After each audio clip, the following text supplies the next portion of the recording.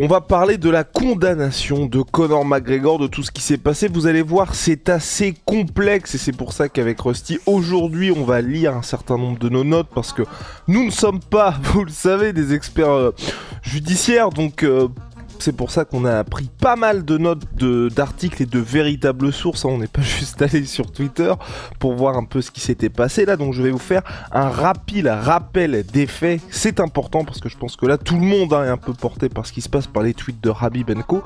Mais il faut revenir à la base. Donc c'est parti. Conor McGregor, donc source AFP Reuters.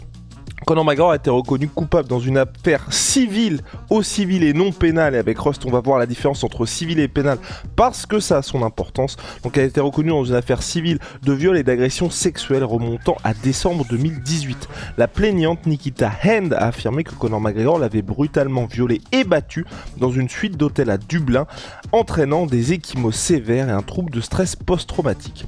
Le procès s'est déroulé à la Haute Cour de Dublin en novembre 2024. McGregor a nié les accusations, soutenant que leur relation était consensuelle et qualifiant Hand de chercheur d'or, chercheur d'or en traduction en français.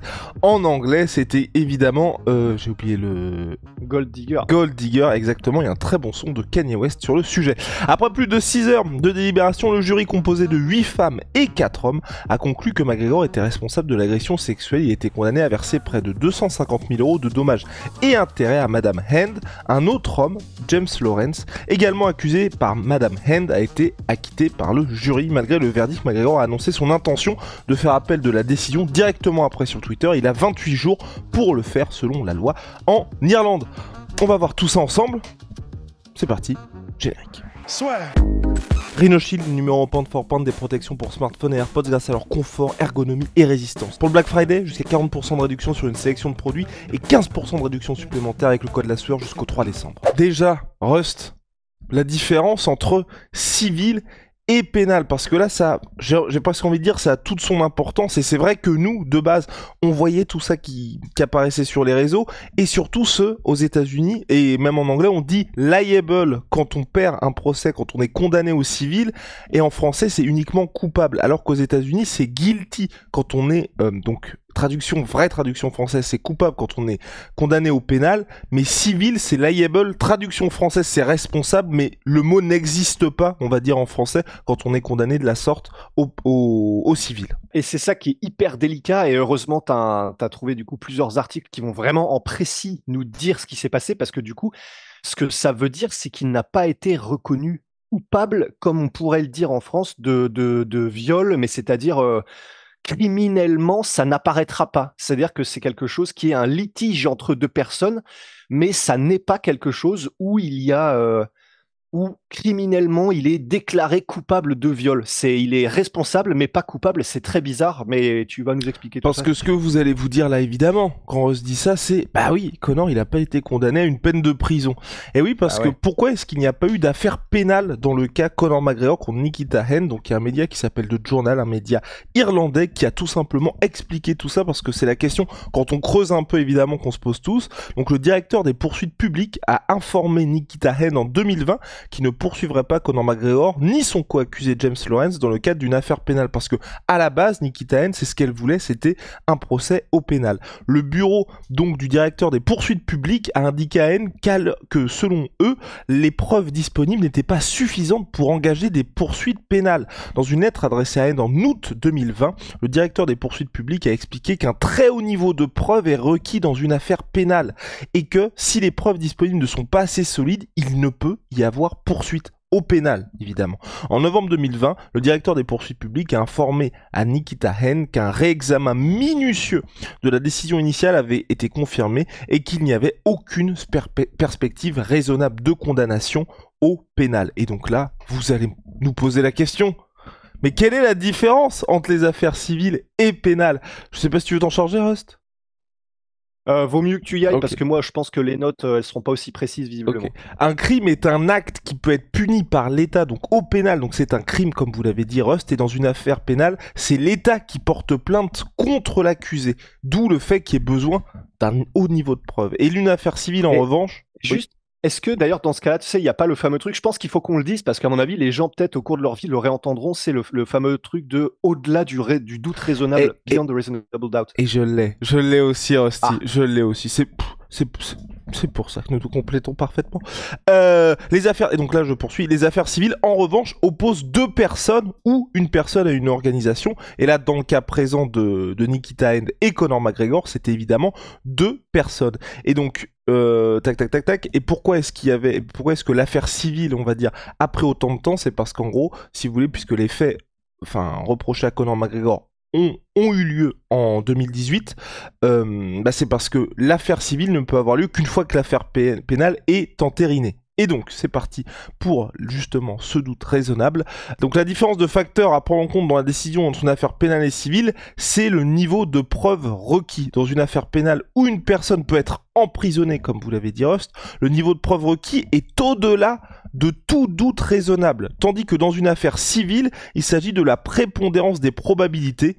En gros, la victime doit simplement démontrer que la responsabilité de l'accusé est plus probable que le contraire. Et donc voilà, et puis là pour le civil, donc c'est uniquement des dommages-intérêts du côté de Conor McGregor. Et ça aussi c'est le point important, toujours de The Journal qui a vraiment fait un taf de fou, c'est que l'autre question que vous pouvez vous poser, que avec Rust on s'est posé, c'est bon, une fois qu'il y a eu ça, est-ce que justement il y a pression pour qu'il y ait un procès au pénal? Eh bien non, quand il y a une condamnation au civil, c'est pas pour ça que le juge qui a déjà réexaminé l'affaire, que le bureau du directeur des affaires publiques va réexaminer ça. Non, c'est bon, c'est entériné, ils ont fait plusieurs examens, il n'y aura pas de procès au pénal. En tout cas, c'est pas parce qu'il y a eu condamnation qu'il y aura de procès au pénal. Ouais. Et apparemment, c'est pas apparemment, et Conor McGregor, lui, donc tu l'as dit, il va aller en appel, c'est sûr, donc il n'est pas satisfait de cette décision, et pour ceux qui ne savent peut-être pas, ça se trouve, plus jeune d'entre nous, faire appel, ça veut dire tu n'acceptes pas cette décision, tu veux retourner encore au charbon pour, en gros, c'est même pas quitte, si c'est quitte ou double, en gros, c'est-à-dire que c'est soit tu arrives à prouver après encore réexamen de l'affaire que, ah oui, non, pardon, les 12 jurés se sont trompés, et donc il faut et en gros, donc il faut donner un nouveau verdict plus en faveur de Conor McGregor. Mais je crois que non, tu peux prendre encore plus cher. Ouais, tu peux prendre encore plus cher. Donc ouais, c'est vraiment mieux ou double. Donc c'est risqué, mais parce que Conor McGregor, pour lui, ce qu'il avait tweeté ensuite, c'est: je ferai appel de la décision rendue aujourd'hui. L'instruction du juge et la modeste somme accordée concernaient des voies de fait et non des dommages et intérêts aggravés ou exemplaires. Je suis déçu que le jury n'ait pas entendu toutes les preuves que le DPP a examiné. Enfin, c'est le nom du titre de celui qui a ce rôle-là et qui doit les examiner normalement pendant le procès. Je suis maintenant avec ma famille, concentré sur mon avenir. Merci à tous ceux qui m'ont soutenu dans le monde entier. Donc, et je sais effectivement, je sais plus si tu l'avais dit ou pas, mais que donc pendant le procès et pendant tout ce truc-là, Conor McGregor a très clairement dit que pour lui c'était des mensonges, et pour lui tout ça, c'était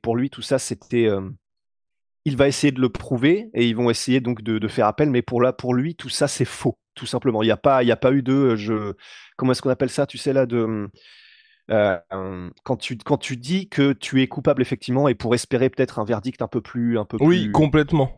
Ouais, léger.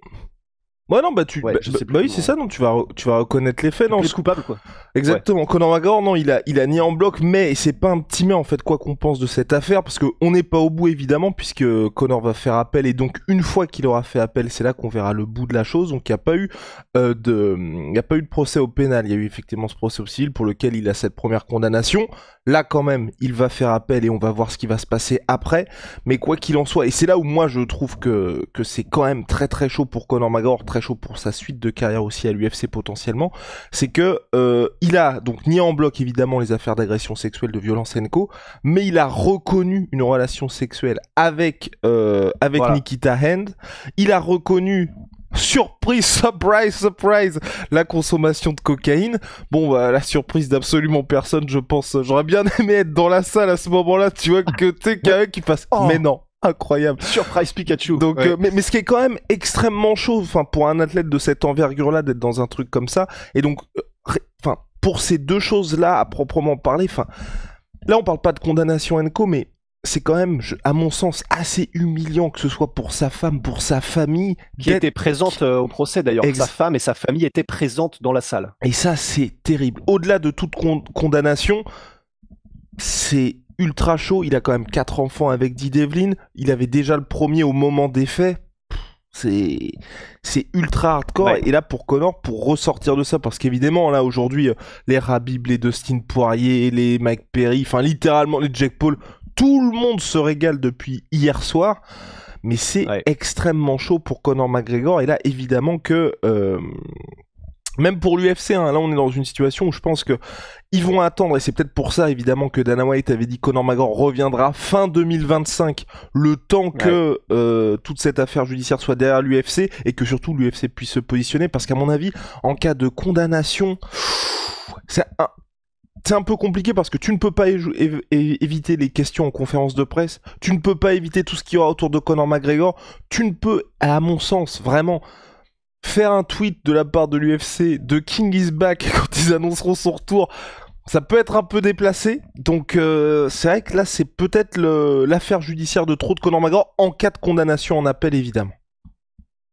Ouais, c'est en fait, mais d'un autre côté, faut voir parce que on sait aussi que l'UFC, ils sont plutôt légers, même quand il y a des condamnations ou des gens qui ont été condamnés par le passé, ils sont plutôt légers. Là, tout de suite, je pense je crois que c'est Cédric S. Dumas, un mec qui avait été condamné pour des faits de violence, mais des trucs hardcore. Mais néanmoins, les rares moments où j'ai souvenir que l'UFC ait viré des mecs, c'était quand c'était des crimes liés à des crimes sexuels, effectivement. Il me semble, il y avait un poids lourd. Je sais plus comment il s'appelle, un poids lourd qui avait été reconnu coupable de viol et de trucs ultra hardcore. Lui, il avait été viré direct. Mais la différence, c'est que bien évidemment, de la même manière que depuis le début de la carrière de Conor McGregor, il y a un traitement de faveur de Conor parce qu'il ramène énormément d'argent. Donc, à voir si réellement, si fin 2025, le tribunal populaire s'est un peu, entre guillemets, calmé et si l'affaire est passée, en fait, entre guillemets, à voir si pour eux ça changera quelque chose ou pas, parce que je me dis, si d'ici 6-7 mois, le feu du truc est passé, que Conor McGregor, voilà, tout le monde l'a un peu insulté sur les réseaux, etc., mais que les gens sont passés un peu à l'affaire suivante dans cette année-là, tu vois, dans le monde, je pense que ça peut n'être qu'un tout petit grain de sable en fait dans l'engrenage qui fait que ça ne change pas grand-chose au fait que l'UFC va le promotionner à mort. Et puis t'as aussi ce côté, et c'est Dave Meltzer qui a écrit là-dessus hier, donc qui est un des plus gros journalistes, on va dire, sport de combat catch aux États-Unis. C'est lui qui fait fuiter en fait tous les pay-per-view. En gros, lui était il expliquait que pour l'UFC, ce serait très compliqué de remettre Conor McGregor sur le piédestal où il était, parce que c'est vrai que quant à ça, forcément, ça a des incidences, évidemment, parce que ne serait-ce qu'en termes de personnalité inspirante, c'est vrai que même là, tu vois, aujourd'hui, tous les jeunes qui disent j'ai envie d'être Conor McGregor, bon, c'est un peu plus compliqué, mais le gros truc qu'il disait, c'est la question qui va se poser maintenant, en cas effectivement de confirmation de condamnation, c'est est-ce que l'UFC devrait faire combattre un nouveau Conor McGregor? Parce qu'aujourd'hui, l'UFC, c'est le visage du sport. Le problème, ce qu'il a dit, c'est que ils ne vont pas avoir le choix, parce qu'un gars comme Conor McGregor, peu importe les condamnations, il va rapporter de l'argent. Donc, s'il le vire, vous pouvez être certain que n'importe quel... Il y a au moins un gars sur Terre qui va se dire bah, on va quand même le signer. Et donc, forcément, pour l'UFC, et c'est pour ça que, notamment, pour des cas complètement différents, les Tony Ferguson, les BJ Penn ont vraiment été usés, mais usés jusqu'à leur dernière goutte de sang et de sueur possible, parce que il y allait toujours avoir quelqu'un qui allait pouvoir, un BKFC, ce que vous voulez, signer ce gars-là. Et c'est vrai que Conor McGregor, peu importe les casseroles qu'il a, c'est vrai que ça fait un moment, mine de rien, que, pas aussi grave que ça, mais que Conor enchaîne les problèmes extrasportifs, mais on voit que chaque fois qu'il revient, les gens vont quand même regarder. Et c'est pour ça qu'à mon sens, l'UFC ne va pas le libérer, parce que si tu le libères, tu sais très bien que n'importe quel mec, que ce soit en rue, peu importe, il y a quelqu'un qui signera Conor McGregor et qui le fera combattre. Et j'ai presque même envie de dire, Conor McGregor est très bien capable, même avec sa promotion de sport de combat, de faire des événements tout seul pour sa propre promotion, où il ira chercher un adversaire qui paye 500 000 ou 1 million, le mec dira oui, même si c'est un nom et quoi, donc de toute façon, Conor arrivera toujours à combattre, et quand Conor combattra, ça fera des chiffres. Donc effectivement, tu as raison, l'UFC ne peut pas le libérer. Mais c'est vraiment fou, comme ça rappelle un petit peu les tribulations de Mike Tyson, on en parlait hier, mais Mike Tyson qui, lui, avait été, pour le coup, c'était au pénal, condamné pour viol aux États-Unis. Je crois que c'était avec Robin Givens à l'époque. Et pourtant, ben voilà, enfin voilà, vous savez tous où il en est aujourd'hui. Et certes, sur le moment, je sais plus en quelle année c'était exactement, dans les années 90, mais sur le moment, voilà, ça avait fait toller, ça avait fait énormément parler et fait couler d'encre aux États-Unis. Bon, finalement, voilà, on sait quelle a été la carrière de Tyson, on sait qu'il est toujours en train de combattre pour 20 millions par combat et que Et donc apprécié. Et apprécié et toujours Tyson. apprécié Mais je pense que c'est et parce que c'est les apprécié. sports de combat pour moi. Parce que c'est à la manière de John Jones, tu vois. John Jones, il n'y a jamais eu de condamnation, mais enfin, c'est tout le monde sait. Tout le monde sait qu'il s'est Mhm. passé des trucs très très chauds. Il y a des articles où sa femme enfin, va prévenir les gars dans un hôtel, le visage en sang, que bah son mari, Sa oui, sa fille, fille, ouais. pardon, qui a été prévenir. Donc, enfin, il n'y a pas de condamnation parce qu'évidemment eux n'ont pas porté plainte contre John Jones, mais tout le monde sait ce qui s'est passé. Mais les gens continuent de les kiffer, tu vois. Et je pense que dans les sports de Ouais. combat, à la différence, tu vois, enfin, dans le foot ou un sport normal, ça ne passerait pas. Mais c'est vrai que dans les sports de combat, on a ce truc où, que ce soit les Tyson, les John Jones, tu, pas tu pardonnes, mais tu mets ça de côté. Les gens passent à autre chose. Ouais. Exactement, les gens passent à autre chose dans ces sports-là et donc ça n'a pas cette même gravité. Comme tu dis, je pense que tu laisses un peu le temps passer et directement les gens se reviendront sur le sportif, à mon avis. Ouais. Mais c'est intéressant en plus de se demander pourquoi et parce que enfin on dit les gens mais ça se trouve nous-mêmes on sera les premiers dans 2 piges tu sais enfin on le rappellera peut-être mais ce sera un peu une arrière-pensée tu vois et peut-être que c'est lié bah, tout simplement au sport en lui-même qui est déjà extrêmement violent tu sais que ce sont enfin probablement que le cerveau assimile les gens qui sont à ce niveau-là de violence, même si c'est de la violence physique. Et comme dirait, on rappelle John Danaher, les sports de combat, c'est de la violence physique, mais tu n'as pas tout le côté négatif de la violence qui est, bah, par exemple, si la violence, elle est utilisée dans la vie de tous les jours, c'est de la violence dans un but qui est un but malveillant. Bah, dans les sports de combat, c'est de la violence physique pure, sans avoir un but malveillant derrière de je vais te battre et te faire du mal pour ensuite aller m'en prendre à ta femme, cramer ton village et machin. Mais néanmoins, malgré ça, que ce soit de la pure violence physique, ben forcément, on assimile un peu, je pense, dans nos cerveaux le côté les gars sont pas normaux. Les gens, ils ont une propension à la violence qui est très différente des gens normaux et de nous tous dans la vie de tous les jours. Et, et du coup, je pense que notre cerveau se dit, bah ouais, enfin, tu sais, un peu comme avec des vases communicants ou un peu par, comment est-ce qu'on pourrait dire, tu sais, les papiers buvards, là, il y a de la conduction ou, merde, capillarité, voilà. Par capillarité, bah oui, c'est pas trop loin dans nos têtes de se dire, oui, ils font forcément des dingueries. Les mecs ont une propension forcément à la violence, un rapport à la violence qui est un peu différent, donc ils font des dingueries plus que les êtres humains normaux, et donc on le met peut-être un petit peu sur le siège passager des années plus tard quand on en reparle, parce que bah oui, c'est des gens qui sont pas comme nous, tu vois. Je pense que pour le grand public, il y a peut-être un bail comme ça et pour les fans. Des gens qui posaient la question de est-ce que du coup, est-ce qu'il pourra continuer de voyager parce que ça aurait pu poser des problèmes, tu sais, pour qu'il aille à Vegas, parce qu'on sait par exemple, Ramzat, c'est des problèmes de visa, machin. Et apparemment, puisque c'est un tribunal civil et que donc il n'y a pas de crime dont il est reconnu coupable, apparemment il n'y aurait pas d'interdiction de quitter le territoire. Pour ça, il faut vraiment que ce soit au pénal. Et on peut rajouter que l'agression, elle avait eu lieu 2 mois après le combat contre Khabib Nurmagomedov. Qu'est-ce que je pourrais rajouter dans mes petites notes? Bah, il y avait le fait que, alors tu l'as évoqué, mais voilà, il y a le témoignage de la victime Nikita Hens qui a dit, bah voilà, je voulais montrer à ma fille et à tous les autres garçons et filles que vous pouvez vous défendre si quelque chose vous arrive, quelle que soit la personne, et que la justice sera rendue. À toutes les victimes d'agressions sexuelles, j'espère que mon histoire leur rappellera que, quelle que soit leur peur, il faut parler, vous avez une voix et continuez de vous battre pour la justice. Je sais que cette histoire a eu un impact considérable non seulement sur ma vie, mais aussi sur celui de ma fille, de ma famille et de mes amis. Et c'est quelque chose que je n'oublierai jamais de toute ma vie. Mais maintenant que justice a été rendue, je peux essayer d'aller de l'avant et l'envisager l'avenir avec ma famille et mes amis. Et voilà. Et après, ensuite, tac, tac, tac. Les accusations. Donc là, je lis l'article de MMA Fighting, traduit ensuite. Les accusations de Madame M comprennent plusieurs détails macabres, notamment le fait que McGregor l'a étouffé et que les rapports sexuels non consentis l'ont laissé avec un tampon logé dans son vagin. Elle affirme que le syndrome de stress post-traumatique l'a empêché de reprendre le travail. Et à un moment de son témoignage, Monsieur McGregor a déclaré à l'avocat de Madame Hens, votre cliente est pleine de mensonges, tout est mensonge. Donc voilà à peu près les informations complémentaires qu'on peut rajouter. Et puis ensuite, tu avais raison aussi, enfin tu avais raison, bien sûr que tu avais raison, mais je veux dire, complémentaire c'est au fait que il a été donc McGregor a dit lui-même qu'il y avait eu une relation sexuelle consentie et il a dit seulement par rapport au fait qu'il y avait un peu des séquelles physiques, il a dit voilà, il a admis que même si c'était consensuel, le sexe avec moi était athlétique et physique. Et donc en gros, lui voilà le dit comme ça. Donc voilà, c'était les petites infos supplémentaires que je pouvais apporter. Eh ouais, mais c'est...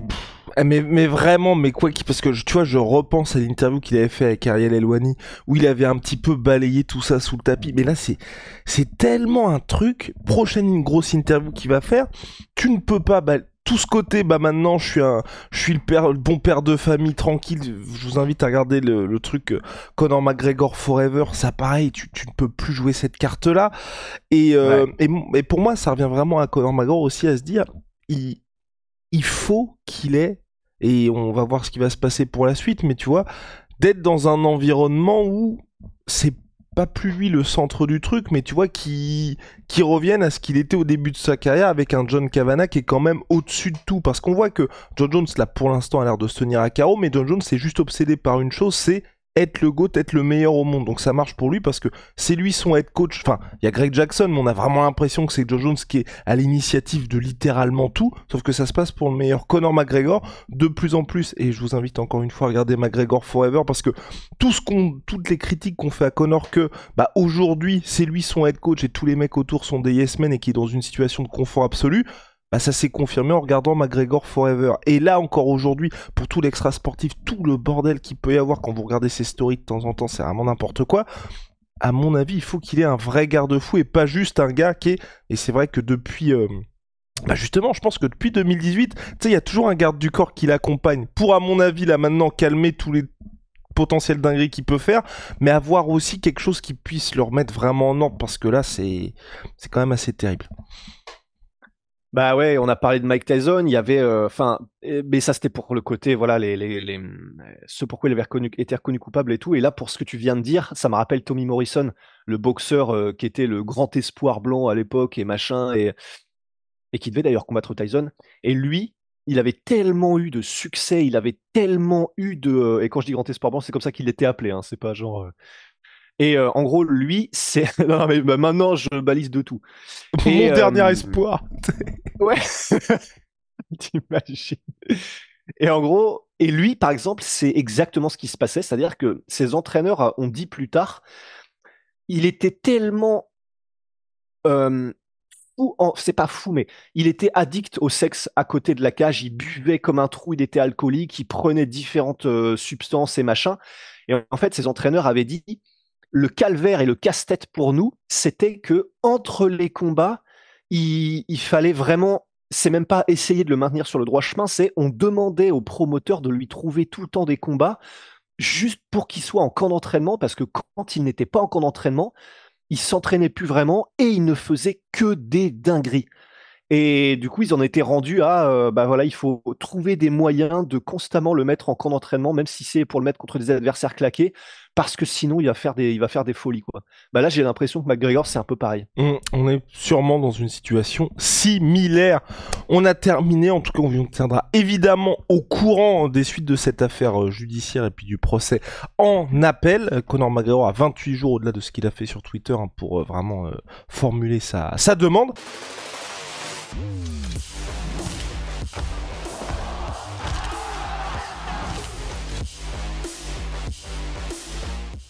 On a terminé, monsieur? Oh bien. Allez, on se retrouve très vite. Bye.